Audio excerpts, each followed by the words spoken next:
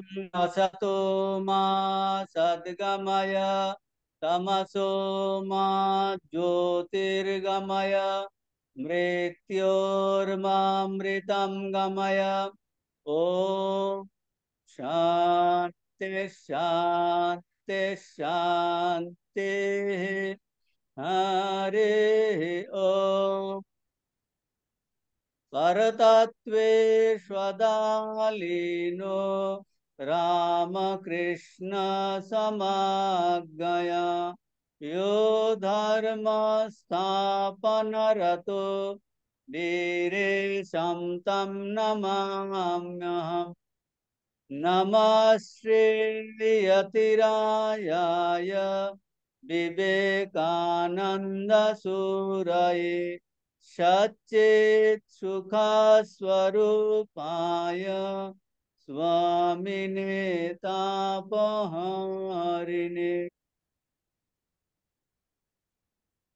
তাহলে আমরা শ্রবণ করছি স্বামীজির জ্ঞান যোগ লেকচারের গড ইন এভরিথিং, সর্ববস্তুতে ব্রহ্ম দর্শন।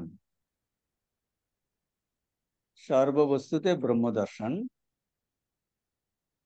তো গত ক্লাসে যা আলোচনা হচ্ছিল বাংলা বইয়ের 158 পৃষ্ঠা, সেকেন্ড প্যারাগ্রাফ,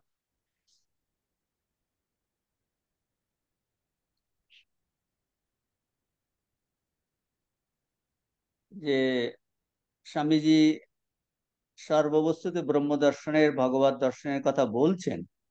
সব কিছুতেই তিনি আছেন, তিনি আমাদের ভিতরে বাইরে সর্বত্র ভগবান আছেন এবং সেই ভগবানকে সর্বত্র স্থাপন করে আমাদের কর্ম করতে বলেছেন। নিরবিচ্ছিন্ন ভাবে তুমি এই কর্ম করো, তাহলে কর্ম কিন্তু আমাদের আর বাঁধতে পারবে না, কর্মের এফেক্ট চলে যাবে।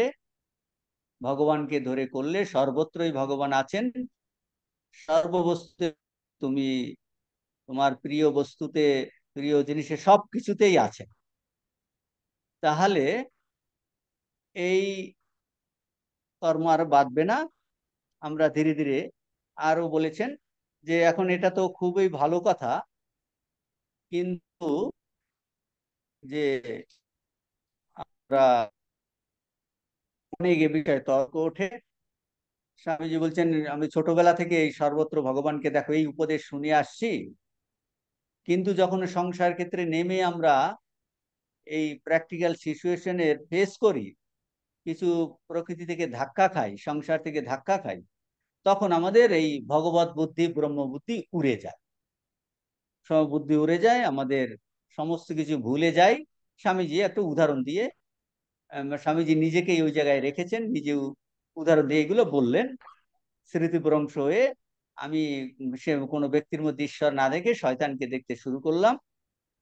অথচ আমরা ছোটবেলা থেকে এই করে আসছি, উপদেশ পেয়ে আসছি যে সর্ব প্রাণীর মধ্যে, সবকিছুর মধ্যে ঈশ্বরকে দর্শন করো।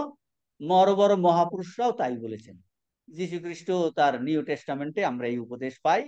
তারপর স্বামীজি এইসব রচিত একটা গল্পের কথা বলেছেন, যে ওই যে হরিণ তার বাচ্চাটাকে দেখাচ্ছে হ্রদের জলে, যে আমি দেখো আমার কত আমি শক্তিশালী, আমি কিছু ভয় পাই না, আমার কি কি সুন্দর শিং, শরীর, স্বাস্থ্য, মাংসল। কিন্তু যেই কুকুর ডেকেছে, একদম পই পই করে দৌড় দিয়েছে, আর বাচ্চাটাও হাঁপিয়ে হাঁপিতে দৌড়চ্ছে। বলছে মা এইমাত্র তুমি বললে যে তোমার কোনো ভয় নাই, কি শক্তিশালী। বলে না সে ঠিকই, কিন্তু ওই কুকুরের ডাক শুনলে তো আমার কিন্তু আহ সব ডাকলেই আর কেন জ্ঞান থাকে। বলছেন আমাদেরও এইরকম একদম অবস্থা। এই আমরা মানুষ সম্পর্কে কত উচ্চ ধারণা করি, সবার মধ্যে ভগবান আছে, যে কত উচ্চ পোষণ করি, কিন্তু কুকুর ডাকিলেই, অর্থাৎ যখন আমরা সংসারে এনে ধাক্কা খাই, তখন হরিণের মতো পালাইয়ে যায়। তাহলে স্বামীজি বলছে এইরকম যদি হয়, তাহলে আর এসব শিক্ষার প্রয়োজন কি, ক্লাস করার কি দরকার, আর এত চ্যান্টিং এর কি দরকার, এসবের কি দরকার। স্বামীজি বলছেন না, দরকার আছে। যে একদিনই হবে না, দীর্ঘদিনের আমাদের বিপরীত সংস্কার আমাকে কিন্তু একদম টেনে বেড়াচ্ছে। যে ওই ঠাকুরের কথামৃত উদাহরণ আছে না, মুসলমান রাজত্বের সময় একজনকে ধরে নিল কালীভক্ত, বলে বল আল্লাহ। তো আল্লাহ বলতে গিয়েই মা কালী বেরিয়ে আসে, বলে আমি তো চেষ্টা করছি, আমি চেষ্টা করছি আল্লাহ বলার, কিন্তু আমার গলা পর্যন্ত যে মা কালী আছে, আল্লাহ তো আমার মা কালী তোমার আল্লাহকে ঠেলে দিচ্ছে। তো সেই রকম আমরা সবার মধ্যে সেই ভগবান ব্রহ্ম, শ্রী রামকৃষ্ণ, মা শারদা আছেন, কিন্তু বিপদ এলে সব সমস্ত ভুলে যাই। কিন্তু তা সত্ত্বেও বলছেন আমাদের কিন্তু আমাদের এর বাধাটা কোথায়? আমাদের পূর্ব গ্রহ, বলছে পুরাতন সংস্কার। তাহলে উপকী পুরাতন সংস্কারের জন্য আমরা এইটা চট করে এই শুনে গেলাম আর হয়ে গেল তা নয়। পুরাতন সংস্কার, বিপরীত সংস্কার আমাকে কিন্তু এই সর্বত্র ভগবান দেখতে দিচ্ছে না। আমি দেখছি একটা জড় জগৎ, আমি দেখছি শত্রু, আমি দেখছি শয়তান। তো কোথায় ভগবান? ভগবান তো দেখতেই পাচ্ছি না। তো তারপরে স্বামীজি এই জিনিসটাই তখন বলছেন, একদিনে হবার নয়। উপনিষদের ঋষিরা এটা জানতেন। বলছে আত্মা বা অরে দ্রষ্টব্য, শ্রোতব্য, মন্তব্য, নিদিধ্যাসিতব্য। শ্রবণ মনন আমরা যে এই, আর যে মন নিয়ে আমরা শ্রবণ মনন করব, সেই মনটাও তো উপযোগী হতে হবে। এই এক্সাম্পল, আপনি এখন আমরা স্বামীজির জ্ঞানযোগ আলোচনা করছি, আপনারা সবাই এখানে চেয়ারে বসে আছেন, কিন্তু পিছনে একটা মন, মন নিয়েই আপনি শুনছেন। এখনই মন যদি চলে যায় বাড়িতে, এখনই মন আপনি পরের উইকে ক্লাস হবে না, তারপর আমি সেমিনারও আসবো না, আমি অন্য কোথাও যাবো, এইসব প্ল্যান করতে থাকেন, তাহলে আমরা যে আলোচনা করছি সেটা আপনার ভিতরে ঢুকবে না। তার মানে যে মন নিয়ে আমরা শুনছি, মন নিয়েই কথা, সে যে মন নিয়ে আমরা বিচার করছি সেই মনটা কিরকম, এই মনটা কিন্তু এই সংস্কার মুক্ত হতে হবে। এটাকে বলছেন চিত্তশুদ্ধি। তার জন্যই আমাদের এই কর্মযোগ করা, ভগবানকে এক হাতে ধরে, এইগুলো চেষ্টা। যেটা মনটা যদি একটু শুদ্ধ হয়, তখন বিচার, ওই যে শ্রবণ মনন, শ্রবণেও কিন্তু মন লাগবে, মননেও মন লাগবে। আপনি এখন শ্রবণ করছেন, কিন্তু এখান থেকে যখন গিয়ে আপনি বাসে উঠবেন, গাড়িতে উঠবেন, তখন আপনি শ্রবণ করছেন না, তখন চোখ বুজে কিন্তু মনন করতে পারেন, আচ্ছা এইটা বললো, তাহলে কি ব্যাপারটা। তাহলে মননেও মনন, শ্রবণ করার সময়ও আপনার কান দরকার, কানের পিছনে মন দরকার। তাহলে বলছেন যে মন নিয়ে শ্রবণ করছি সেই মনটা একটু ঠিক হতে হবে। মনটা যদি সূক্ষ্ম না হয়, একাগ্র না হয়, শুদ্ধ না হয়, সেই মন নিয়ে বিচার কাজে লাগে না। যেমন একটা তলোয়ার ভোঁতা হলে, ব্লান্ট হলে, সেটা দিয়ে যেমন কিছু কাটা যায় না, মন শুদ্ধ পবিত্র কিছুটা না হলে সেই মনের দ্বারা বিচার কাজে লাগে না, কাজে লাগে না। তো মন শুদ্ধির কথা সেই জন্য সমস্ত ধর্মশাস্ত্রে বলা আছে। সেই মনটার মাধ্যমে আমরা কিন্তু সত্যটাকে যাচাই করেও নিতে পারি। আর একটা কথা আমরা আলোচনা করতে শুরু করেছিলাম, আর এই যে মনন, শ্রবণ তো হয়ে গেল, শ্রবণ করার পরে আমাদের অনেক প্রশ্ন মনে আসে। আপনারা হয়তো প্রশ্ন করছেন না, কিন্তু ভিতরে প্রশ্ন অনেক আসে। বলছে এখন প্রশ্নগুলো না না, আপনি অন্য আরেকজন আর সঙ্গে কথা বলুন, সে আপনাকে নানান যুক্তি দিয়ে বলবে না এসব নেই, ওই দেখান, এরকম একজন লোক দেখান তো, সে সর্বত্র ব্রহ্ম দেখে, তার কোনো ই নাই, এইরকম করে করে আপনাকে একদম আপনি বলবেন হ্যাঁ তাই তো, ওই একজনকেও তো আমি দেখলাম না, হ্যাঁ এ তো ঠিকই বলেছে। আপনি একজন যারা বিপরীত বুদ্ধি, যারা এসব মানে না, জানে না, বিশ্বাস নেই, তার কাছে কথা বলুন, বলছে তাতে কি হবে? তো আপনার একটা মনে সন্দেহ ঢুকিয়ে গেল, তখন আপনি বললেন না এ ঠিক নয়, মানে নেতিবাচক হয়ে গেল। তাহলে বিচার বা মনন নেতিবাচক হলে হবে না, মনন বা বিচার নেতিবাচক হলে হবে না। অর্থাৎ কিনা, এটার অর্থ কি, ঋষিদের বাক্যকে খণ্ডন করার উদ্দেশ্যে এই মনন বা বিচার প্রয়োগ করলে হবে না। মানে এই উপনিষদকে খণ্ডন করব, ঠাকুরের কথাকে খণ্ডন করব, মায়ের কথাকে খণ্ডন করব, স্বামীজির কথাকে খণ্ডন করার উদ্দেশ্যে আপনি মনন কাজে লাগালেন, তাহলে হবে না। এইটা একটা বলছে, এটা হলো শ্রদ্ধা। ঋষিদের কথাতে, মহাপুরুষদের কথাতে, তাদের সিদ্ধান্তের উপর একটু জোর দিতে হবে। আমরা গত ক্লাসে আলোচনা করেছিলাম এটাকে আপনি, হ্যাঁ আমি সর্বতে ব্রহ্ম দর্শন করছি না, কিন্তু ঠাকুর করেছেন, মা করেছেন, স্বামীজি করেছেন, তাহলে আমি এটাকে কি হিসাবে নিচ্ছি? একটা প্রকল্প হিসাবে নিচ্ছি। হ্যাঁ, ঠাকুরের কথাতে আমার বিশ্বাস, স্বামীজির কথাতে, ঋষিদের কথাতে আমার বিশ্বাস আছে, আমি সেটিকে একটা, ইংরেজিতে বলে হাইপোথেসিস, প্রকল্প হিসাবে নিলাম, গ্রহণ করে আমি বিচার করে এগোচ্ছি। তাহলে এই শ্রদ্ধা সহকারে গ্রহণ করলেই মনন সম্ভব, তা নাহলে কিন্তু মনন আপনার হবে না। বুঝতে পারছেন কি না? মনন আপনি শ্রবণ করে যাচ্ছেন, মনন তখনই হবে যখন আপনার এই শাস্ত্রেতে শ্রদ্ধা আছে, ঋষিদের প্রতি শ্রদ্ধা আছে, ঠাকুরের কথাতে শ্রদ্ধা আছে, মায়ের কথাতে শ্রদ্ধা আছে, স্বামীজির কথাতে শ্রদ্ধা আছে, যে এরা কিন্তু উপলব্ধিমান মহাপুরুষ, এরা মানুষের কল্যাণের জন্য এসেছেন, মঙ্গলের জন্য এসেছেন, এরা মানুষকে ভুল পথে লিড করার জন্য আসেননি। কাজেই এদের প্রতি, এদের কথাতে আমার শ্রদ্ধা, হ্যাঁ আমার অনুভব হয়নি, এদের কথাতে আমাদের শ্রদ্ধা আছে, কাজেই ওই তাদের কথাকে খণ্ডন করার জন্য মনন আমি করব না। আমার অনুভব হয়নি, কিন্তু স্বামীজির কথা সত্য, ঠাকুরের কথা সত্য, আমি এটাকে উপলব্ধি করতে চাই। কাজে এই সিদ্ধান্তের উপর একটু জোর দিয়ে তো শ্রদ্ধা সহকারে গ্রহণ করলেই কিন্তু মনন সম্ভব। এটা খুব ইম্পর্টেন্ট জিনিস, বুঝতে পেরেছেন? শ্রদ্ধা সহকারে গ্রহণ করলেই এই মনন সম্ভব। এই জন্য শাস্ত্র বলেছে আস্তিক্য প্রণালী অনুসারে বিচার করুন, নাস্তিক প্রণালী নয়, আস্তিক্য। গত ক্লাসে আমরা আলোচনা করেছি, আপনি যদি মনে করেন যে আত্মবস্তু নাই, ভগবান নাই, নাস্তিক, তাহলে কিন্তু আর আপনার ইউনিভার্সিটিতে ক্লাস করাও নাই, বেলুর মঠে আসাও নেই, প্রণাম করাও নাই, কারণ আপনি তো বিশ্বাস করেন না। যেই আপনি নাস্তিক ভাব অবলম্বন করলেন, আপনার পুরো সাধন পদ্ধতিতে কিন্তু ফুল স্টপ হয়ে গেল। এটা খুব ইম্পর্টেন্ট জিনিস। নাস্তিক যদি করলেন, তখন আপনার সাধন জীবনে আপনার আর কিছু রইল না, কিচ্ছু করার রইল না। তাহলে না আছে আপনার পড়াশোনার প্রতি আগ্রহ, না আছে চেন্টিং এর প্রতি আগ্রহ, না আছে সকালবেলা উঠে জপ ধ্যান করার আগ্রহ, না আছে মন্দিরে আসার আগ্রহ, না আছে একটা ঈশ্বরের জন্য আগ্রহ।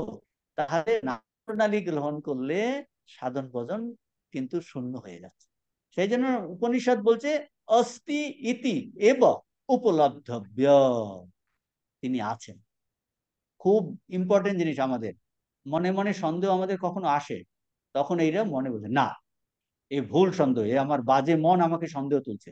মন, তুমি একদম সন্দেহ তুলতে পারবে। তো এটার কথা বলছে নাস্তিক অনুসারে নয়। তাহলে মননের দ্বারা, তাহলে কি হবে এখন মননে, এই আস্তিক প্রণালীতে আমরা যেই মনন, মননের দ্বারা শাস্ত্রীয় সত্য সম্বন্ধে সন্দেহের নিরসন হয়ে গেলে, তখন ওই তত্ত্বটার উপর, হ্যাঁ ঠিক, ভগবান আছেন, আত্মা সত্য, আমি সেই আত্মস্বরূপ, এই বিষয়ে আমার কোনো সন্দেহ নাই। সেই মননের দ্বারা বিচার করে যে আত্মা কিন্তু চৈতন্য স্বরূপ, দেহ মন থেকে সম্পূর্ণ আলাদা, সেই আত্মবস্তুই সর্বত্র আছে, এইটার উপর এখন তাহলে নিদিধ্যাসন, ধ্যান, নিদিধ্যাসন করে তাতে মনটাকে স্থির রাখা। বলছে তত্ত্বটিতে দৃঢ় করবার জন্য মনকে স্থির করে রাখা। তাহলে জিসটা কি হলো? এটাই হলো জিস, যে মলিন মনের জন্য সত্যকে আমরা ধরতে পারছি না, বুঝতে পারছি না, তাকে ঘষা মাজা করা। ঘষা মাজা করা, মনের বিপরীত সংস্কার যাতে দূর হয়, বিপরীত সংস্কার দূর হয়, এই তার চেষ্টা করে। আর এটা কতদিন করতে হবে? চেষ্টাটা কতদিন করতে হবে? বলছে জন্ম জন্মান্তর এই প্রেসক্রাইবড ওষুধ খেয়ে যেতে হবে। বুঝতে পারছেন কি না? না ওই রোজ শনিবারে একটু করব, শনিবারে করব, আর বাকি সময় আমি উল্টো পাল্টা, বলছে না না, জন্ম জন্মান্তরে, দিনের পর দিন, মাসের পর মাস, বছরের পর বছর, জন্মের পর জন্ম, এই যে ঋষি প্রেসক্রাইব, এটা হলো প্রেসক্রিপশন, রিসিপ্রিপশন, প্রেসক্রিপশন অনুযায়ী যদি আপনি ওষুধ না খান, আপনার রোগ ভালো হবে না, আমাদের রোগ ভালো হবে। আধ্যাত্মিক যারা খবরজ্ঞ বৌদ্ধ, তারা যে প্রেসক্রিপশন দিচ্ছেন, এই প্রেসক্রাইবড ওষুধ খেয়ে যেতে হবে, বারবার ব্যর্থ হলেও। কুইনাইন প্রচন্ড, মানে কুইনাইন কিন্তু খুবই তেতো, কিন্তু রোগ ভালো হতে কিন্তু কুইনাইন আপনাকে খেতেই হবে। সেই জন্য বারবার ব্যর্থ হলেও আবার চেষ্টা করতে হবে। হতাশ হলে হবে না, হতাশ হলে হবে না। হতাশ হলে হবে না, চেষ্টা করো, নিশ্চয়ই সফল কাম হওয়া যাবে। এই হলো মূল কথা। এইরকম উদ্যম নিয়ে কিন্তু এগিয়ে পড়তে হবে। এই স্বামীজি এইটাই বলছেন, ইংরেজি 172 page. The self is first to be heard, then to be thought upon, and then meditated upon. আত্মা বারে দ্রষ্টব্য, শ্রোতব্য, মন্তব্য, নিধিধ্যাসিতব্য। আত্মা সম্বন্ধে প্রথমে শুনতে হবে, পরে মনন অর্থাৎ চিন্তা করতে হবে, পরে ক্রমাগত ধ্যান করতে হবে। এখন এখানেও আপনাদের সন্দেহ আসতে পারে, এই পত্র বললেন সর্বত্র ভগবান ব্রহ্ম, হঠাৎ করে আত্মা চলে এলো। হ্যাঁ, ঋষি বৃহদারণ্যক ঋষি মানে স্বামীজি বৃহদারণ্যক উপনিষদ থেকে কোট করে বলছেন যে আত্মতত্ত্ব উপলব্ধির জন্য ঋষির এইটা বলছেন। এখন এটা কাজে লাগাতে হবে কোন ক্ষেত্রে? আমরা যে কনটেক্সটে আলোচনা করছি, আমরা তো আত্মা বটেই, সেই আত্মাই সর্বত্র, অর্থাৎ সর্বত্র ব্রহ্ম বুদ্ধি। স্বামীজি উদাহরণ দিলেন না ঈশপের গল্প, নিজের, যে আমি একটা লোক এলো, তা কিন্তু সে আমাকে একটা চর থাপ্পড় মারলো, আমার মাথা হয়ে গেল, তখন বলছেন আমরা ফেল করলাম, বলছে কোনো অসুবিধা নেই। তো কি বলছেন যে ক্রমাগত বলছেন এই এইটা কিন্তু বারবার চেষ্টা করে যেতে হবে। ওই ইংরেজি বই আছে দেখুন 172, খুব সুন্দর কথা এখন বলছেন। এই এত এর পরের সেন্টেন্সে আছে, every one, everyone can see the sky, even the very worm crawling upon the earth see the blue sky, but how far away it is. So it is with our ideal. It is far away, no doubt, but at the same time, we know that we must have it. We must even have the highest ideal. খুব important কথা। যে কি বলছেন বাংলাতে 158 পৃষ্ঠাতে, সবাই আকাশ দেখতে পায়, এমনকি যে সামান্য কীট ভূমিতে বিচরণ করছে, সে উপরের দিকে দৃষ্টি করলে নীল বর্ণের আকাশ দেখতে পায়, কিন্তু তা আমাদের কাছ থেকে কত দূরে রয়েছে বলো দেখি। কি সুন্দর কথা বলেছেন দেখুন।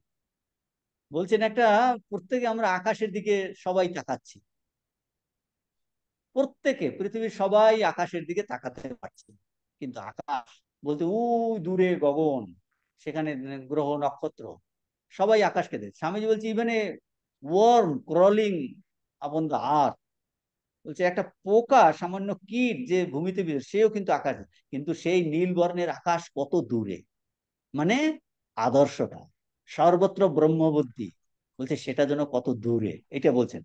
আমাদের সমুদয় আদর্শ সম্বন্ধে এইরূপ। এটা তো এই যে এতক্ষণ এই এইটা দিয়ে ওই আগের কথা আপনাকে মনে করতে হবে।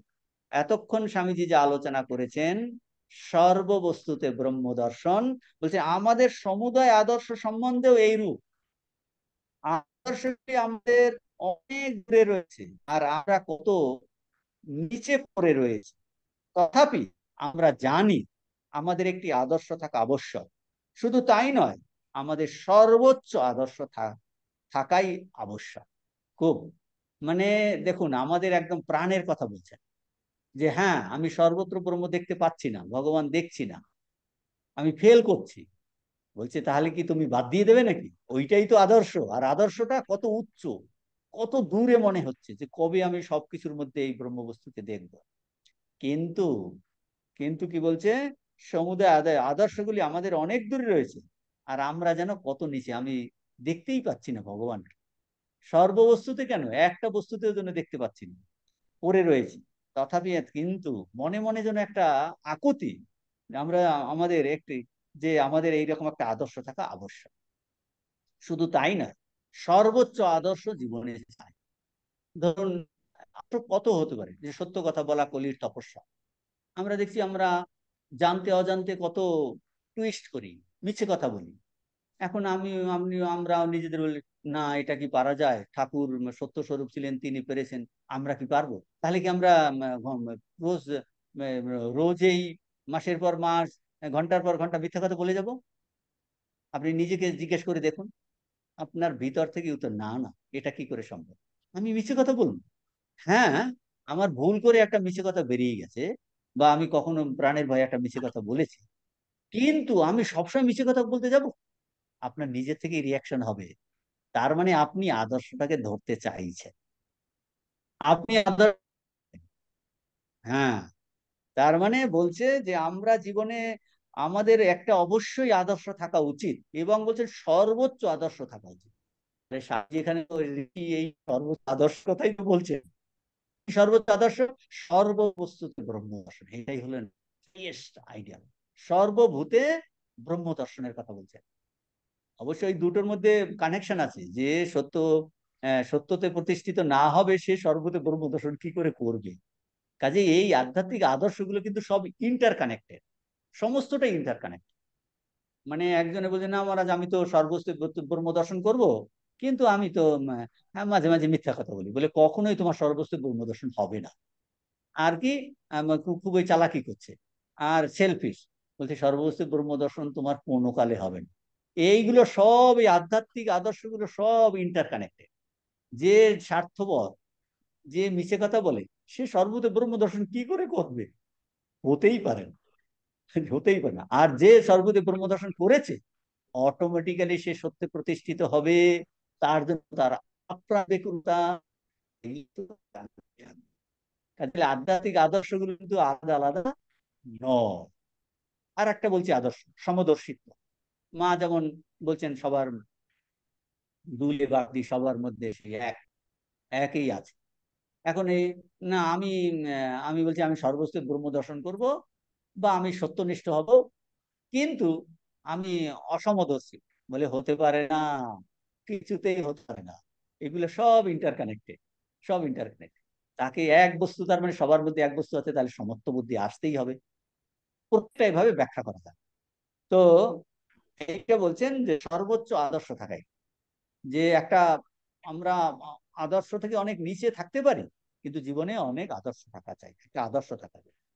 পেজ নাম্বার 172 লাস্ট আছে, আনফর্চুনেটলি ইন দিস লাইফ, এই জীবনে the majority of persons, vast majority of persons are groping through this dark life without any ideal at all.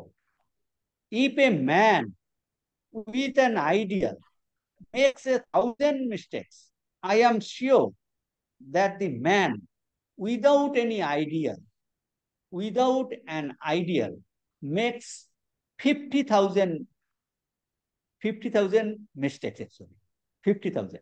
Therefore, it is better to have an ideal.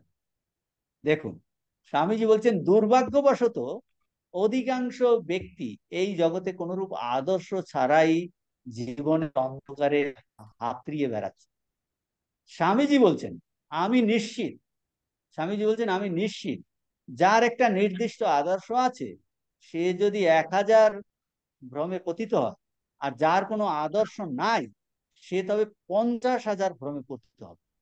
অতএব একটা আদর্শ খুব important কথা। দেখুন, মানে আমাদের কনভিন্স করছে স্বামীজি, ঋষি বলছেন যে এইটা মানুষের অধিকাংশ ব্যক্তি জগতে কোনরূপ আদর্শ ছাড়াই, বলে আপনি জিজ্ঞেস করুন যে আপনার জীবনের উদ্দেশ্য, উদ্দেশ্য আমি তো এই তো চাকরি করি, এই টাকা ইনকাম করি, আমার সংসারের জন্য টাকা খেতে হবে, এই ব্যাংকে অমুক জায়গায় যাবো, আর কি উদ্দেশ্য? বুঝতে পারছেন, অনেকেই জানে না জীবনের উদ্দেশ্য কি। এই জন্য তো অবতার পুরুষ আসেন, ভগবান নিজে এসে মানুষের জীবনের উদ্দেশ্য, এই যে আমরা সবাই বসে আছি, এত পৃথিবীতে কোটি কোটি মানুষ, এদের জীবনের কি উদ্দেশ্য? সে চোর হতে পারে, ডাকাত হতে পারে, বদমাশ হতে পারে, পরস্পরের মধ্যে যুদ্ধ করতে পারে, একে অন্যকে মারতে পারে, কিন্তু মানুষের জীবনের উদ্দেশ্যটা কি? যে মানুষের উদ্দেশ্য হলে সজ্ঞান, আত্মজ্ঞান লাভ বা ভগবান লাভ। তো দুর্ভাগ্যবশত অধিকাংশ ব্যক্তি এই জগতে কোনো আদর্শ ছাড়াই, একজন এইরকম একটি ইয়ং ছেলে আশ্রমে গেছে, মহারাজদের সঙ্গে কথা হচ্ছে, তখন কথা প্রসঙ্গে হতে হতে এই সব প্রসঙ্গে এসেছে, তখন বললো যে জীবনের একটা উদ্দেশ্য আছে, আর জীবনের উদ্দেশ্য হলো এই আত্মজ্ঞান লাভ। বলছে তাই নাকি? আমি তো এতদিনে জানতাম না। তাহলে জীবনে এই একটা পেয়েছি, এই ছোট স্কুলে যাচ্ছি, পড়াশোনা করছি, তারপর আমি পরীক্ষা দেবো, আমি ভালো জায়গায় পড়বো, তারপর আমি চাকরির চেষ্টা করব, আরো টাকা ইনকাম করব, বিদেশে যাব, গাড়িতে চড়বো, তারপর আমি সংসার করব, ফ্ল্যাট বাড়ি কিনবো, এই তো আর কি।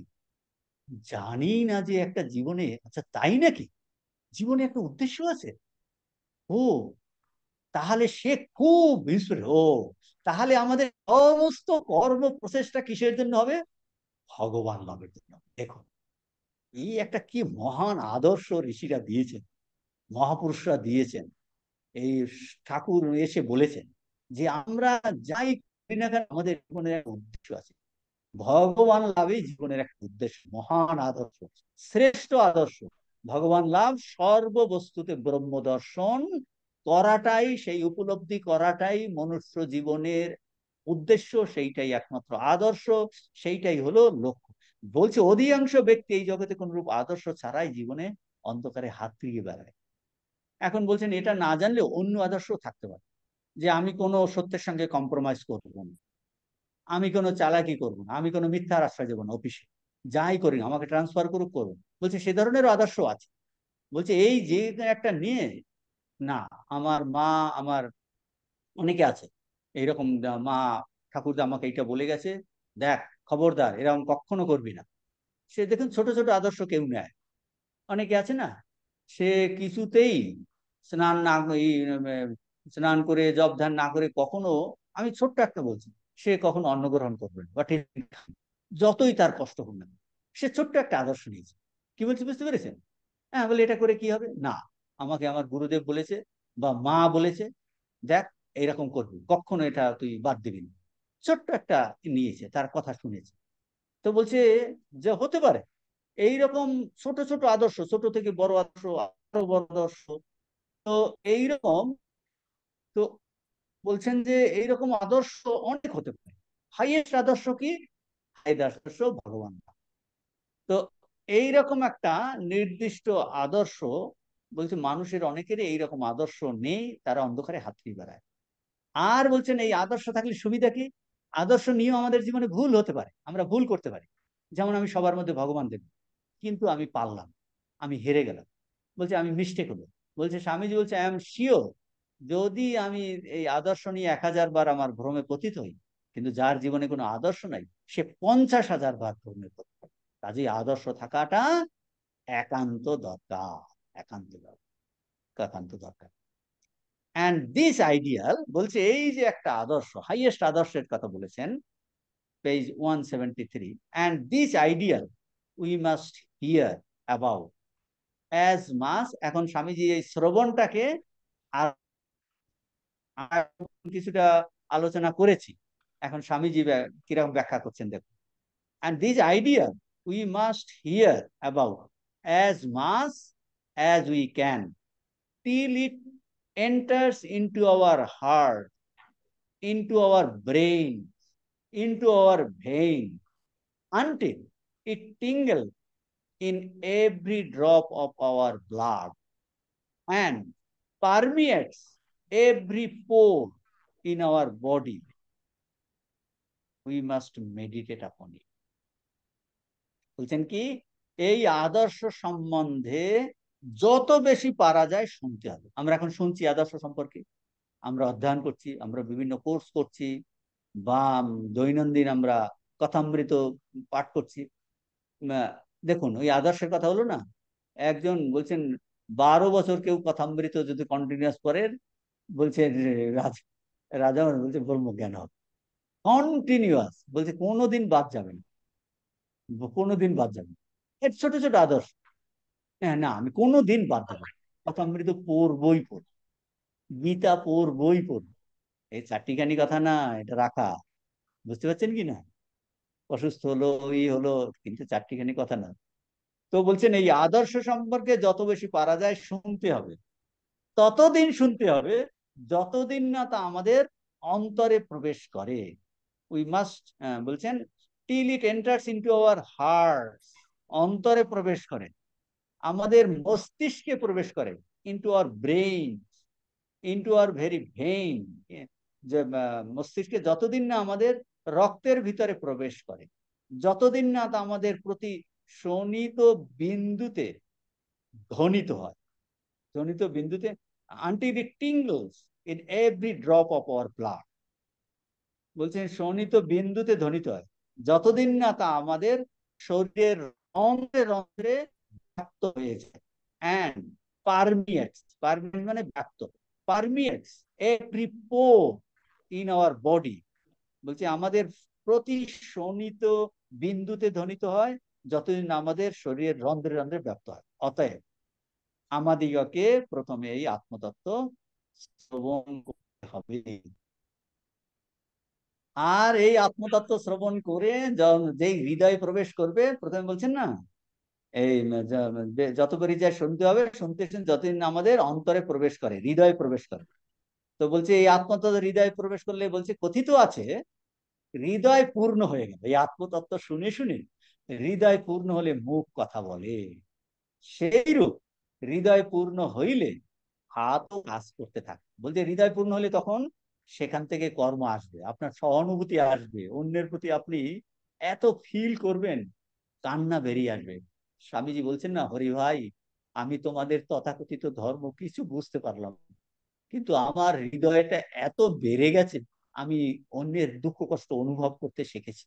দেখুন এ হলো মহাপুরুষ, যে মানুষ দুঃখ পেয়ে যায়, আর ইনি কিনা বলছে আমি এই দুঃখ কষ্ট অনুভব করছি। এইটাই তিনি চাইছিলেন, যে স্বামীজির হৃদয়টা, তুরীয়ানন্দী বলছেন না, যেন মনে হচ্ছে বুদ্ধদেবও কি এইরকম ভাবেননি, সমস্ত জগতের দুঃখ, মানুষের দুঃখ কষ্ট জ্বালা যেন জাল দিয়ে বড় একটা কড়াইয়ে একটা প্রতিষেধক মলম তৈরি হচ্ছে, একটা প্রতিষেধক মলম।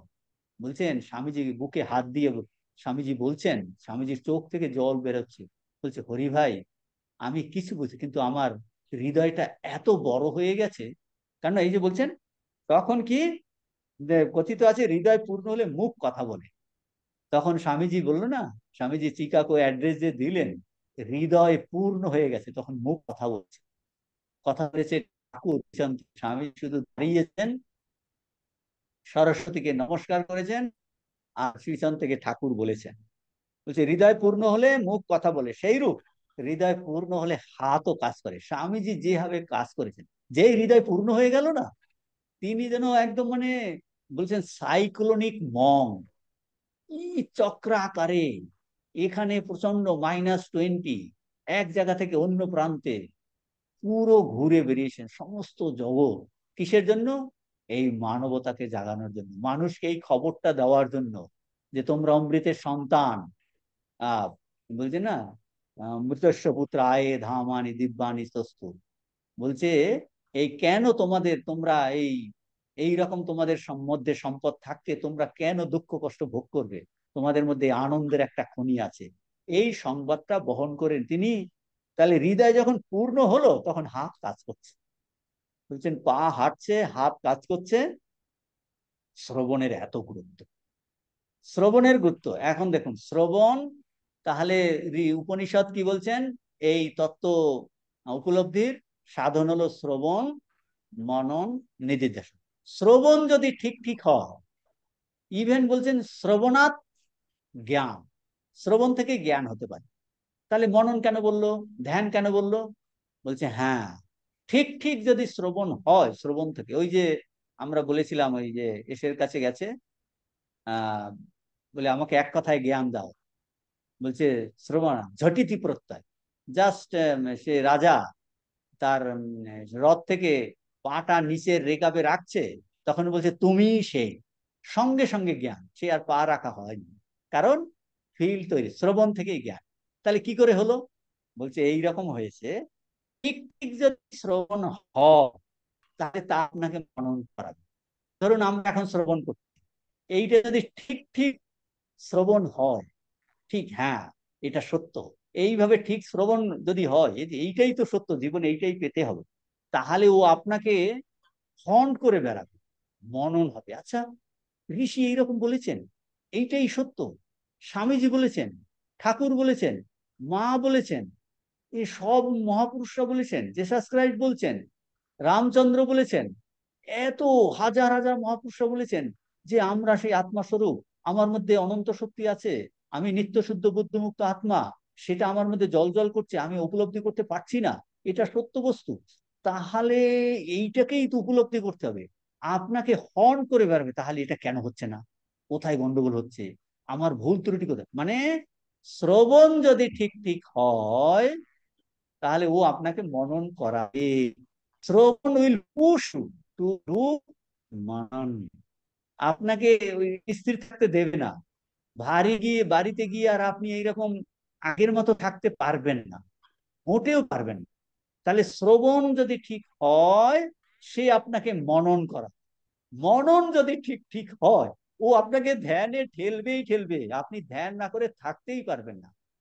আপনাকে মেডিটেশন করতেই হবে। আপনি যতই কাজ থাকুক, সন্ধ্যা হলেই বগলে আসন নিয়ে আপনি ঠাকুরের সামনে, রাজ্য উড়ে যাক, অসুস্থ হোক, যা কিছু চলতে থাকুক, আপনি ধ্যান জপ না করে আপনি কিছু করবেন না। মানে কি, শ্রবণ ঠিক ঠিক হলে ও আপনাকে মনন করাবে, মনন ঠিক ঠিক হলে আপনাকে ধ্যানে। আচ্ছা, এইটাই তো তাহলে গভীরভাবে চিন্তা করতে হবে, জগতে আর কিছু চিন্তা করার নেই। তো শ্রবণ, মনন, নিদিধ্যাসন, তাহলে শ্রবণের গুরুত্ব এত। তাহলে কি হবে, আচ্ছা ঠিক আছে, এইটা আপনাকে কয়েকদিন আপনি শ্রবণ, মনন, নিদিধ্যাসন। তারপর কি বলছে, আবার শ্রবণ, আবার মনন, আবার নিদিধ্যাসন। আচ্ছা তারপরে বলে আবার শ্রবণ, আবার মনন, আবার নিদিধ্যাসন। মানে ওই যে শ্রবণ মনন নিদিধ্যাসন ধ্যান করে আপনার একটু ভাল লাগলো, মনে হচ্ছে হ্যাঁ তাই তো, সেই রকম একটা মন নিয়ে, আপনার মনটা একটু উঠেছে, সেই মন নিয়ে আবার শ্রবণ, সেই মন নিয়ে আবার মনন, সেই মন নিয়ে আবার ধ্যান, আবার একটু ভালো হলো, পরের দিন আরো একটু মনটা ওই যে বললো, তখন আরো আগ্রহ নিয়ে ওই যে ঠং করে উঠেছে, আরো ঘাম ঝরছে, ঠং করে উঠেছে, তারপর সে আরো ফুটছে, সে বুঝে গেছে পরিশ্রম হচ্ছে, পরিশ্রমটা ভুলে গেছে, আপনাকে টানবে। যেই আবার শ্রবণ, তারপর আবার মনন, আবার নিদিধ্যাসন। বলছে এইরকম জন্মের পর জন্ম আমাদের শ্রবণ মনন নিদিধ্যাসন করে যেতে হবে। বারবার এই আবশ্যকতায় শ্রদ্ধা সহকারে শোনা, গভীর চিন্তা করা, তার এফেক্ট এখন স্বামীজি বলছেন পরে, পেজ নাম্বার 173। এইরকম যদি আমরা করি, আপনার একটু যদি ধরুন এই আপনার যে কোনো কোর্স করতে ভালো লাগছে, আপনার ধরুন আপনি রাজযোগই করুন, বিবেক চূড়ামণি করুন, সে মহানারায়ণ উপনিষদ করুন, বা অন্য রামায়ণ মহাভারত করুন, বা এই জ্ঞান যোগের ক্লাস করুন, বা গীতা করুন, আপনার যদি ইন্টারেস্ট এসে যায়, আপনি ওই দিন ক্লাসে না এসে থাকতে পারবেন না, না যাই, এটা করতেই হবে। মানে শ্রবণটা ওই যদি একবার ইন্টারেস্ট এসে যায় না, ও আপনাকে শ্রবণ আবার করাবে, তারপর আবার মনন করাবে, তারপর আবার নিদিধ্যাসন করাবে। বলছে এইরকম প্রসেস কন্টিনিউয়াস চলতে থাকে, কন্টিনিউয়াস চলতে থাকে। বলছেন এইরকম হলে তাহলে কি হবে, এই এফেক্ট কি হবে, it is the thought, page number 173। Swamiji বলছেন এই যে চিন্তা, it is the thought which is the propelling force in us, propelling force, propelling force যেটা আমাকে ঠেলে দিচ্ছে, বুঝছেন, থটটাই তো আপনাকে ঠেলে দেয়। এগুলোর অর্থ বুঝতে পারছেন কিনা। আপনার দেখুন, আমি প্র্যাকটিক্যাল এক্সাম্পল দিচ্ছি। আপনি আজকে বাড়ি ছিলেন, সকালবেলা উঠে ঘুম থেকে উঠে ব্রেকফাস্ট খেয়েছেন, রান্না করেছেন, দুপুরে খেয়েছেন, বিশ্রাম করেছেন, বা স্কুলে গেছেন, বা ব্যবসা বাণিজ্যতে গেছেন, কিন্তু আপনার চিন্তা করে আজকে ক্লাস আছে, আজকে আমি মহানারায়ণ ক্লাস করব, তারপর জ্ঞান যোগের ক্লাস করব। সেই জন্য আপনি হোল ডে প্ল্যান করছেন, কিন্তু বিকালে থাকবো না, কেউ ফোন এলে বলছে না না বিকালে আমি থাকবো না, আপনি চিন্তা করে রেখেছেন আজকে আমাকে যেতেই হবে। তার জন্য আপনার ধরুন গাড়িটা খারাপ, বলছে না, আরেকজনকে ফোন করলেন আমাকে একটু নিয়ে যাবে, বা অটোতে বা বাসে, যে আমাকে যেতে হবে। তাহলে থট ইজ ফোর্স না, চিন্তা আপনাকে কিন্তু ঠেলে ঠেলে ঠেলে ঠেলে ইউনিভার্সিটিতে নিয়ে আসছে, একমাত্র চিন্তা আপনাকে নিয়ে আসছে। চিন্তাটা এই যে আরো আমি আমরা ঘুমিয়েছিলাম, প্রত্যেকের ওজন তো 80 কেজি, 70 কেজি, আপনার একটা চিন্তা, না আমি আর ঘুমাবো না, আমি না মন্ত্র দীক্ষা নিয়েছি, আমাকে কিন্তু টাইমলি উঠে জব ধ্যান করতে হবে। একটা চিন্তা আপনাকে বিছানা থেকে কিন্তু উঠেই ফেলছে। দেখুন 80 কেজির শরীরটা আপনি ধপ করে উঠে ফেলছেন কোথায়, হোয়াট ইজ দ্য প্রোপেলিং ফোর্স, চিন্তার এত শক্তি। তো স্বামীজি এটা বলছেন, চিন্তাই আমাদের কর্ম প্রবৃত্তির প্রেরণা শক্তি। চিন্তাই আমাকে, মানে আমাদেরকে জীবনে কার্যকরী করার প্রধান শক্তি দেয়, মানে কার্যকরী করার প্রধান শক্তি। চিন্তা কি করে? চিন্তা আমাদের আদর্শকে জীবনে কার্যকরী করে। আপনি একটা আদর্শ নিলেন, আমি সত্য কথা বলবো, আমি করবো না, টুইস্ট করব না, আমি ভাবের ঘরে চুরি করব না, এইটা প্রথমে চিন্তা করলেন। এই চিন্তা, ওই যে আদর্শটা নিয়েছেন, সেখানে জীবনে আপনাকে কার্যকরী করার শক্তি দেয়। আদর্শকে জীবনে রূপান্তরিত করতে প্রথমে, প্রথম স্তর কি, প্রথম লেভেল হলো চিন্তা। এই চিন্তা করে তারপর আপনি কি করছেন? বলছে নেক্সট স্টেপ হলো দৈনন্দিন জীবনে অভ্যাস। আপনি প্রথমে আদর্শটাকে নিলেন, তারপর অভ্যাস করছেন। আপনি আদর্শ নিলেন, আমি রোজ সকালে উঠে চ্যান্টিং করব, এটা যে আমি উপনিষদ কঠোপনিষদ চ্যান্টিং করব বা গীতা চ্যান্টিং করব, আমি এই সময় উঠবো, এটা এইটা আপনার প্রথমে চিন্তার লেভেলে ছিল। তারপর আপনি অভ্যাস করছেন কিনা, হ্যাঁ আমি তো এইটাকে নিয়েছি, আপনি তাহলে কার্যকরী করুন। কার্যকরী হ্যাঁ চ্যান্টিং করছি, চ্যান্টিং আবার বললেন নাম, পরের দিন ভুলে গেলেন, এই আমি গতকাল ভুলে গেছি, আবার তার মানে আপনি সেটাকে চিন্তার লেভেল থেকে সেটাকে কার্যকরী রূপ দেওয়ার জন্য আপনি নিজেকে ফোর্স করছেন। আর কি করছেন? ক্রস চেক করছেন, অন্তর নিরীক্ষণ করছেন। ক্রস চেক করে ভুল শোধরাতে হবে, ভুল শোধরা, তারপর আবার বিচার চিন্তা পুনঃ পুনঃ অ্যাপ্লাই করতে হবে জীবন। তাহলে চিন্তা, চিন্তাই হলো আদর্শকে কার্যকরী রূপ দেয়। চিন্তা আদর্শের প্রথম লেভেলে চিন্তা, তার লেভেলে অভ্যাস, অভ্যাসের পর ইন্ট্রোস্পেকশন, ইন্ট্রোস্পেকশন করে দেখলেন আমার ভুল হচ্ছে, আপনি কারেক্ট করছেন, কারেক্ট করে আবার তিনি অভ্যাস করছেন। এইভাবে আমাদের বিচার করা এবং কোনো কোনো অ্যাপ্লাই করা। স্বামীজি বলছেন page number 173, fill the mind with the highest thoughts. এই যে চিন্তা, highest thoughts, hear day after day, think the month after month. মনকে সর্বোচ্চ চিন্তার দ্বারা পূর্ণ করে রাখো, দিনের পর দিন ওইসব ভাব শুনতে থাকো, মাসের পর মাস এটি চিন্তা করতে থাকো। দেখুন, দিনের পর দিন শুনতে বলছে, মাসের পর মাস চিন্তা করতে বলছে, মানে শোনার থেকে মনন করাটা বেশি করতে হবে। কত আদর্শের কথা আমরা শুনি, বলছে তুমি সেটা কাজে লাগাও, মনন করো, যে কেন আমি অ্যাপ্লাই করতে পারছি না। মননটা মাসের পর মাস, বলছে দিনের পর দিন শ্রবণ করো, মাসের পর মাস তুমি মনন করো। তার তাহলে কি হবে, মানে কিন্তু এর মধ্যে মনন করা মানে, মনন করা মানেই হলো নিজেদের ইন্ট্রোস্পেকশন করা। সেলফ ইন্ট্রোস্পেকশন দ্বারা দেখতে পারবো যে আমরা আইডিয়াল থেকে বিচ্যুত হচ্ছি, ভুল করছি, পারছি না, কখনো কখনো হতোদ্যম হয়ে পড়ছি, হতোদ্যম হয়ে পড়ছি। আমি যে বললাম না, আদর্শ তো অনেক উঁচুতে। আদর্শ, আদর্শ যদি উঁচু না হতো তাহলে সেটা আদর্শই হতো। আমি ধরুন এই লং জাম্প, হাই জাম্প, যে কোনো জিনিস এই যে অলিম্পিকে হয়, যে আদর্শ একজন আছে, সে ডিস্ট্রিক্ট লেভেলেই করেছে, কিন্তু আদর্শটা 100 মিটারে সে ফার্স্ট হয়েছে। কিন্তু অলিম্পিকে 100 মিটারে ফার্স্ট হলে তাহলে কত সেকেন্ডে সে করে। বলছে আদর্শটা সবসময় উচ্চ, সেই জন্য আদর্শ এত উচ্চ, সেটাকে আমরা দেখবো আমরা পাচ্ছি না, হতোদ্যম হয়ে যাচ্ছি। তো হতোদ্যম হয়ে পড়ছি, সেই জন্য স্বামীজি কি বলছেন দেখুন, এইরকম হতোদ্যম আসতে পারে, স্বামীজি তার কথাও বলেছেন, নেভার মাইন্ড ফেইলিওরস। বলে বিফলতা জীবনে আসে। দেখুন বিফলতা আসে কিনা, কার জীবনে বিফলতা আসেনি? বলছে বিফলতা আসে, never mind failures, they are quite natural, they are the beauty of life, beauty of life. These failures, what would be, what would be life, what would be life without them? It would not be worth having if it were not for struggle. Where would be the poetry of life? দেখুন, বলছি আমরা বিচ্যুত হচ্ছি, আদর্শ থেকে বিচ্যুত হয়ে যাচ্ছি, কিন্তু বলছেন প্রথম প্রথম সফল না হও, 158 পৃষ্ঠাতে। প্রথম প্রথম সফল না হও ক্ষতি নাই, সফল না হও ক্ষতি, নেভার মাইন্ড ফেইলিওরস। বিফলতা আসতে পারে, আমরা সর্ববস্তুতে ব্রহ্ম দেখছি না, আমি বলছি বিফলতা আসতে পারে, বলছে খাও ক্ষতি নাই, এই বিফলতা সম্পূর্ণ স্বাভাবিক, ইট ইজ ন্যাচারাল। আমার সাহস কি হবে, বলছি ইট ইজ কোয়াইট ন্যাচারাল।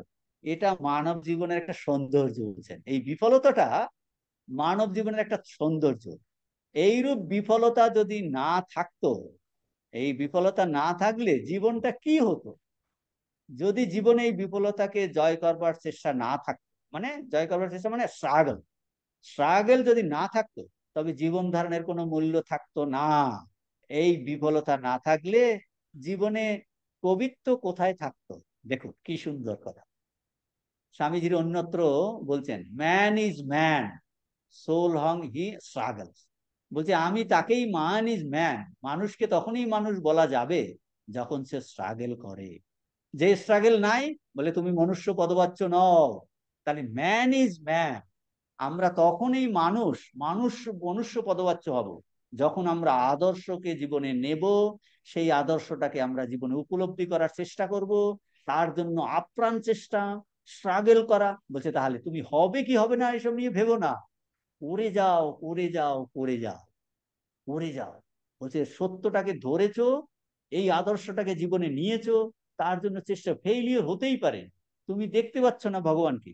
কিন্তু স্বামীজি যখন বরানগরে ছিলেন, কিছুই হলো না, তাহলে বলছে তুমি এই ওই স্বামীজির জীবনীতে আছে, ওই ইকে পেলে না, তো ওটা নিয়ে থাকবে কিনা, অন্য জিনিস নিয়ে থাকবে কিনা, তো এরকম একটা উক্তি আছে। তো বলছেন যে যদি জীবনে এই বিফলতা না জয় করবার চেষ্টা না থাকতো, তাহলে জীবন ধারণ করার কোনো মূল্য থাকতো না। জীবন ধারণ তাহলে স্ট্রাগলেরই একটা, লাইফ ইজ এ স্ট্রাগল। আমাদের জীবনটা দেখুন কন্টিনিউয়াস স্ট্রাগল। সকাল থেকে উঠে আমরা স্ট্রাগল করছি না, নিঃশ্বাস প্রশ্বাস নিতে চাই, খাবার চাই, ঠিকভাবে প্রেশার চাই। Life is a continuous struggle. আপনি যদি স্ট্রাগল না করেন বেঁচে থাকতে পারবেন না, বেঁচে থাকতে পারবেন না। ইনকাম করা, পড়াশোনার জন্য স্ট্রাগল, ইনকাম করার জন্য স্ট্রাগল, আমার দেখার জন্য স্ট্রাগল, শোনার জন্য স্ট্রাগল, খাওয়ার জন্য স্ট্রাগল, নিজের বাড়ি করার জন্য struggle, life is a struggle. বলছেন সেই জন্য আদর্শকে ধরার জন্য একটা স্ট্রাগল, মানে স্ট্রাগল করতে গেলেই বিফলতা আসবে। আর বিফলতাটা হলো একটা বিউটি, একটা কবিত্ব। বলছি তা নাহলে জীবনে, কারো জীবনে বিফলতা যদি না থাকতো, বলছি সেটা জীবনই হতো না, জীবনই হতো না। পেজ 173 স্বামীজি কি বলছেন, never mind the struggle, the mistakes. বলছে এই বিফলতাটাকে তুমি কিছু মনে করো না। আই নেভার, দেখুন কি সুন্দর, আমরা আগেও আলোচনা করেছি এই যে স্বামীজির বিখ্যাত কথাগুলো এখানে। I never heard a cow tell a lie, but it is only a cow, never a man. So never mind these failures, these little backslidings. Hold the ideal 1,000 times. And if you fail 1,000 times, make the attempt once more. Make the attempt once more. এই বিফলতা, এই ভ্রম থাকলোই বা, গরুকে কখনো মিথ্যা কথা বলতে শুনিনি, কিন্তু তা চিরকালে গরুই থাকে, কখনোই মানুষ নয়। অন্য জায়গায় আছে বলছে মানুষ মিথ্যা কথা বলে, মানুষ দেবতা হয়। মানুষ মিথ্যা কথা বলে, মানুষ দেবতা। দেখো মিথ্যা, আমরা জীবনে অনেক ভুল করেছি, মিছে কথা বলেছি, বলছে তার মানে এই নয় আমি সর্বভূত ব্রহ্ম দর্শন করতে পারবো। বলেছি বলেছি, ভুলে যাও, চেষ্টা করো, চেষ্টা করো, হবেই, নিশ্চয়ই হবে। ঠাকুর বলছে মায়েরই বলছি, বাপান্ত দিব্যি বলছি, ভগবান আছে, তাকে দেখা যায়। তুমি যদি বলছে বেকুল হলেই, বেকুল হলেই হবে। যে অন্তর থেকে বেকুল তিনি দেখা দেবেনই দেবেন, দেবেনই দেবেন। বেকুলতাটা, তীব্র বেকুলতা এলে এ মহাপুরুষদের কথা, অবতার পুরুষদের কথা। কাজেই বলছে make the attempt once more. বিফলতা, অতএব বারবার বিফল হচ্ছ, কিছুমাত্র ক্ষতি নাই, কিছুমাত্র ক্ষতি নাই। তাহলে এই কিছুমাত্র ক্ষতি নেই মানে বিফল চেষ্টা করে যেতে হবে, কিছুমাত্র ক্ষতি। সহস্রবার ওই আদর্শ ধারণ করো, আর যদি সহস্রবার অকৃতকার্য হও, অকৃতকার্য হও, আরেকবার চেষ্টা করে দেখো। বলছে সহস্রবার অকৃতকার্য হলে আরেকবার চেষ্টা করে দেখো। কাজেই এই যে বলছেন যে আদর্শ সম্পর্কে শুনতে হবে, শ্রবণ করতে হবে, মনন করতে হবে, পার্সিভারে অধ্যবসায় সহকারে করতে হবে, তারপরে আমরা ফেল করব, ত্রুটি বিচ্যুতি থাকবে, কিন্তু তার মানে এই আদর্শকে ছেড়ে দেবো এটা কিন্তু নয়। আদর্শ যদি ছেড়ে দিই তাহলে থাকবো কি নিয়ে, কি নিয়ে থাকবো? জীবন তো একদম পশু জীবন হয়ে যাবে। সেই জন্য আদর্শকে ধরে কষ্ট হলেও আদর্শকে ধরে রাখার যথাসাধ্য চেষ্টা। আর কি আদর্শের কথা এখন বলছেন স্বামীজি নিজেই, দেখুন পেজ নাম্বার 174। কি আদর্শ? What is ideal? The ideal of man is to God in everything. দেখুন এই সর্বভূতে ব্রহ্ম দর্শন, গড ইন এভরিথিং, এই সেন্টেন্স এসেছে। এইটা দিয়ে এই লেকচারের টাইটেল হয়েছে, the ideal of man is to see God in everything. সর্বভূতে ব্রহ্ম দর্শনেই মানুষের আদর্শ, এইটাই উদ্দেশ্য, এইটাই লক্ষ্য। সর্বভূতে, সর্বভূতে সর্ববস্তুতে ব্রহ্ম দর্শন, অর্থাৎ কিনা সবকিছুতে ভগবানকে দেখা, এইটাই হলো আদর্শ। বাহ, এখন স্বামী দেখুন আরো কনসিডার, বলে আমি সর্বস্থিতি দেখবো এটা আদর্শ, কিন্তু সবার মধ্যে বলে তাহলে চেষ্টা করো প্রথম একজনের মধ্যে দেখো, একজন মহাপুরুষের মধ্যে দেখার চেষ্টা করো, ভালো মানুষের মধ্যে। দেখুন বলছেন, but if you cannot see him, if you cannot see him in if you cannot see him in everything, see him in one thing। বলছি তুমি একজনের মধ্যে দেখো, একটা জিনিসের মধ্যে, in in that thing which you like best, যেটা তোমার খুব মনে ভালো লাগে, বলছিস তার মধ্যে তুমি দেখো, and then see him in another, তারপর আরেকজনের মধ্যে দেখো, আর একটা বস্তুতে দেখো, so on you can go. বলছে এইভাবে তুমি এগিয়ে পড়ো, এগিয়ে যাও, এগিয়ে যাও, এগিয়ে যাও। There is infinite life before the soul. Take your time and you will achieve your aim. বলছে তুমি তোমার নিজস্ব সময় নাও, তুমি কিন্তু লক্ষ্যে পৌঁছে যাবে যদি এভাবে চেষ্টা করো। যদি সকল বস্তুতে তাকে দেখতে না পারো, অন্তত যাকে সর্বাপেক্ষা ভালোবাসো এমন এক ব্যক্তির মধ্যে তাকে দর্শন করতে চেষ্টা করো। ওয়ান থিং এখানে বাংলাতে নিয়েছেন ব্যক্তি, ব্যক্তি দিয়ে শুরু করুন না, অসুবিধা না। এই তো ভগবান শ্রী রামকৃষ্ণ, এই তিনি সাক্ষাৎ ভগবান, তার গুণাবলী চিন্তা, তার লীলা চিন্তন, তার রূপ ধ্যান, তার আপনি মাকে ভালো লাগে করুন, ঠাকুরকে ভালো লাগে করুন, স্বামীজিকে ভালো লাগে করুন। বলছে তার মধ্যে এক ব্যক্তির মধ্যে তাকে দর্শন করতে চেষ্টা করো, এবং তারপর আর এক ব্যক্তির মধ্যে এই রূপে অগ্রসর হতে পারো। বলছে গো অন লাইক দিস। আত্মার সম্মুখে তো অনন্ত জীবন পড়ে রয়েছে, অধ্যবসায়ের সঙ্গে চেষ্টা করলে তোমার শুভ বাসনা পূর্ণ হবে। দেখুন কত পজিটিভ সমস্ত কিছু বলে। বলছি এই আদর্শ শোনার কি দরকার, আমরা পাচ্ছি না, আদর্শ থেকে এত পিছিয়ে আছি। স্বামীজি বলছে সবাই আকাশের দিকে তাকাতে পারে, একটা পোকা পর্যন্ত আকাশের দিকে দেখতে পারে, অথচ আকাশ নীল বর্ণের, আকাশ কত দূরে, কিন্তু আকাশকে দেখবো না তাহলে? অবশ্যই দেখবো। আমি চিন্তা করতে করতে আমি পাখা বেরিয়ে আমি ওখানে চলে যাব। এইরকম করেই তো এরোপ্লেন আবিষ্কার হয়েছে, দেখছে পাখি উড়ে যাচ্ছে, তাহলে আমরা কেন উঠতে পারবো না? আমি এমন যন্ত্র আবিষ্কার করব, আমি পাখির মতো উঠতে থাকবো। সেই রকম আদর্শ অনেক উঠছে, তার জন্য বলছে তুমি চেষ্টা করো, অধ্যবসায় করো, দিনের পর দিন, মাসের পর মাস, বছরের পর বছর শ্রবণ করো, মনন করো, নিদিধ্যাসন করো। যত এই উচ্চ আদর্শ যতক্ষণ পর্যন্ত না সে তোমার হৃদয়ে প্রবেশ করে, ব্রেইনে প্রবেশ করে, ভেইনে প্রবেশ করে, রক্ত বিন্দুতে পর্যন্ত ধ্বনিত হয় আমি সেই নিত্য শুদ্ধ বুদ্ধ আত্মা, যেমন কিনা মদালসা তার ছেলেকে দুলিয়ে দুলিয়ে বলতে তমসী নিরঞ্জন, শুনতে শুনতে শুনতে শুনতে শুনতে শুনতে ও বলল আমি নিত্য শুদ্ধ বুদ্ধ মুক্ত আত্মা। বলছি আমাদের এরকম কেউ বলেনি, এখন ঋষি বলেছেন এই, তাহলে আমাকে সব সময় ভাবতে হবে আমি সেই শাঙ্কুল বলছে না, যে শালা বদ্ধ হবে সে বদ্ধ, যে নিজেকে মুক্ত ভাবে মুক্ত হয়ে যায়। তাহলে সব সময় ভাবতে হবে আমি মুক্ত স্বরূপ, আমি আত্মা স্বরূপ, সবগুলোর মধ্যেই ভগবান আছেন। মুক্তাভিমানী মুক্ত হি বদ্ধ বদ্ধাভিমান্যপি কিংবদন্তি সত্যম যা মতি সা গতির ভবে, এটাই বলছি। দেখুন, অধ্যবসায়ের সঙ্গে চেষ্টা করলে তোমার শুভ বাসনা পূর্ণ হবে। আজকে এই পর্যন্ত। ওম পূর্ণমদ পূর্ণমিদং পূর্ণাৎ পূর্ণমুদচ্যতে পূর্ণস্য পূর্ণমাদায় পূর্ণমেবাবশিষ্যতে। ওম শান্তি শান্তি শান্তি। হরি ওম তৎসৎ। শ্রীরামকৃষ্ণার্পণমস্তু। কোনো প্রশ্ন আছে? প্রশ্ন থাকার কথা নয়।